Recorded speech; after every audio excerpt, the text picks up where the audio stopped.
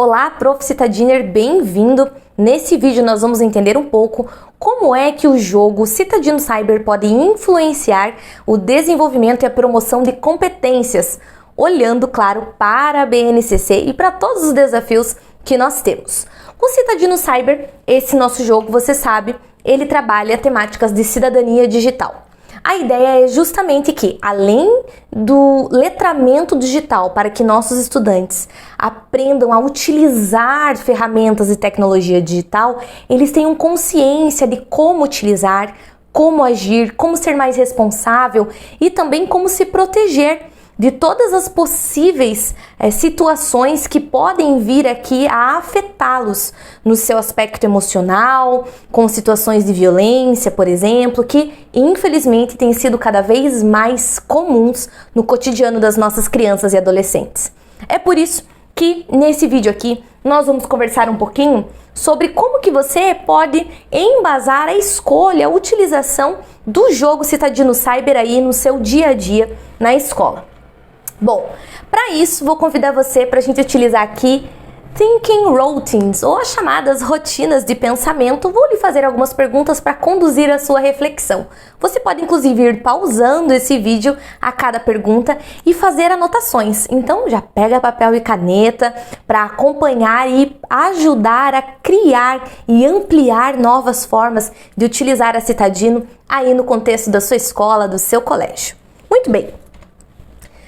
Eu não sei se você já deu uma olhada, mas nós temos dados estatísticos bem complexos no Brasil com relação à utilização de internet, ferramentas digitais pelos nossos estudantes.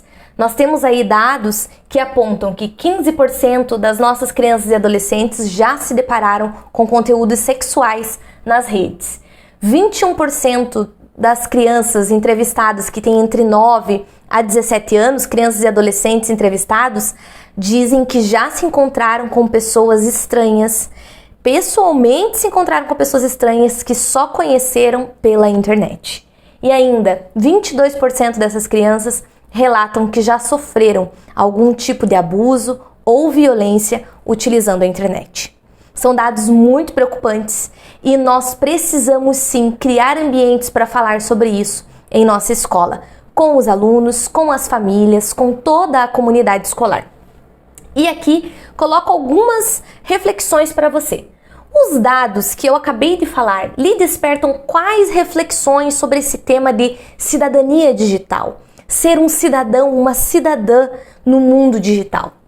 O que você pode fazer que ainda não fez, mas que está ao seu alcance para abordar esse tema da cidadania digital como um tema de aprendizagem aí no colégio ou na escola? Bora se perguntar para ajudar a pensar em ações práticas e efetivas. Bom, e como aqui a gente vai falar sobre competências?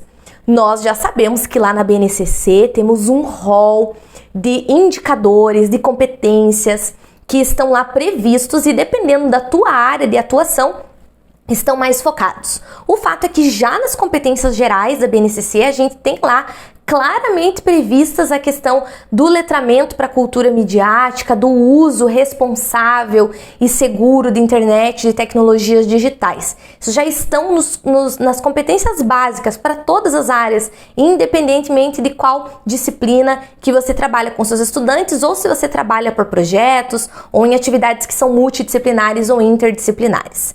Agora aqui eu gostaria de chamar atenção para outros aspectos. Eu não sei se você já deu uma olhadinha aí, faz uma pesquisa na internet, no relatório do Fórum Econômico Mundial. Esse relatório é super interessante, ele é atualizado a cada 2 anos e ele traz lá sempre no bojo, no corpo desse relatório, quais são as competências, as skills mais requisitadas para o mundo do trabalho nos próximos anos. É claro que nós que trabalhamos com uma aprendizagem humanizada, sensível, nós não estamos formando apenas pessoas para profissionais ou para o mundo do trabalho. Mas o fato é que, principalmente quem tá aqui, que é prof ou profa lá no ensino médio, sabe dos desafios que a gente pensa a partir das escolhas que os nossos estudantes vão pensando e vão fazendo para uma profissão, para seguir uma carreira, para fazer muitas vezes uma escolha numa universidade, para pensar em como que vai fazer a sequência da sua vida mais autônoma através da profissão que vai desejar exercer. Então é por isso que esse olhar aqui para o mundo do trabalho é bem importante para nós. Então olha só algumas competências, nós temos 20 aqui, mas vou destacar algumas para você. Nós temos aqui, quais são essas competências mais requisitadas nos próximos anos? Pensamento analítico, pensamento criativo, resiliência, flexibilidade, agilidade, motivação, autoconhecimento, curiosidade e aprendizagem ao longo da vida, alfabetização tecnológica, confiabilidade e atenção aos detalhes, empatia e escutativa, liderança e influência social. E a gente tem outras aqui também: pensamento sistêmico, inteligência artificial e big data, ensinar e orientar, multilinguismo, programação. Olha só quanta coisa que aparece aqui nessas que são as 20 mais requisitadas para os próximos anos. Daqui a gente já consegue extrair várias que nós conseguimos desenvolver utilizando a possibilidade da aprendizagem baseada em jogos em sala de aula. Se você, professor ou professora, que gosta de jogar card games, que já se encanta por esse mundo, sabe muito bem do que eu vou falar agora. São muitas as competências, as habilidades que são desenvolvidas através da jogabilidade que os jogos possibilitam. Além disso, a possibilidade que um jogo tem de manter o engajamento é muito alta. Então é por isso que, aliado ao que já está lá na BNCC, se você pegar indicadores de futuros, como é esse aqui que eu estou trazendo do Fórum Econômico Mundial, que é a edição de 2023, a mais atualizada que a gente tem até agora, você vai perceber que muitas dessas competências também estão lá elencadas na própria BNCC. E olha só uma dica bem legal. Quando você for escolher usar o Citadino Cyber com seus estudantes, através dos roteiros de aula que a gente fornece para você, é muito interessante que você traga isso como um elemento já disparador de motivação para os nossos estudantes, principalmente se você está trabalhando lá com os estudantes adolescentes. E uma coisa bem legal aqui também é compartilhar isso com as famílias, mostrar a elas que esses indicadores estão no norte aí da sua escola, estão no norte do seu processo de conduzir a aprendizagem dos estudantes. Até porque aqui na Citadino a gente tem um mantra, que é sempre: competência não se ensina, competência se promove. E se eu crio um espaço, que é o espaço da utilização dos jogos para promover competências nos meus estudantes, claro, certamente, em cheio, eu tenho certeza que você vai estar muito mais perto de desenvolver habilidades e competências como essas que a gente está vendo aqui, tá? Agora, pega só a nossa rotina de pensamento para lhe ajudar a refletir. Bom, quais dessas competências são similares às competências previstas na BNCC? Pensa aí. E considerando um mundo hiperconectado, permeado por aprendizagem de máquina, inteligência artificial e demais tecnologias, pensa aqui. O que é possível fazer para desenvolver habilidades essencialmente humanas em nossos estudantes? Será que o jogo pode ser um grande aliado para isso? Agora olha só, nós já falamos sobre a questão da importância de trabalharmos o letramento para a cidadania digital, com letramento midiático nos nossos estudantes. Já falamos aqui como é que competências de futuro podem ser desenvolvidas, aliadas às competências que a gente já tem lá previstas na BNCC, olhando para esse potencial humano dos nossos estudantes. Mas o que é que faz com que a gente incremente o processo de aprendizagem colocando jogos à disposição para que os nossos estudantes se engajem no processo do aprender? Então aqui até selecionamos algumas questões. A própria Unesco trabalha com os saberes de futuros: saber ser, saber conviver e saber cooperar.